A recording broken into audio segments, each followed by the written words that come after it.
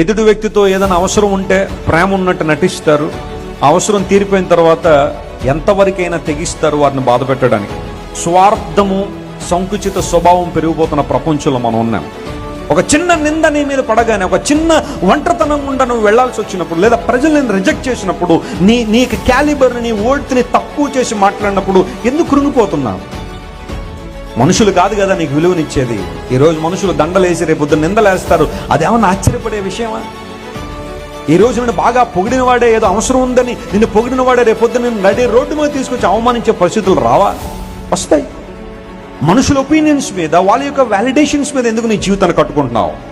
Trust God.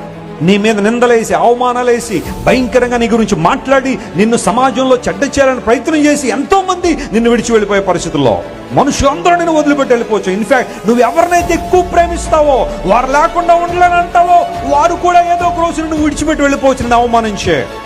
But God will never leave you. దేవుడు ఎప్పుడు నిన్ను వదిలిపెట్టడు. ఆయన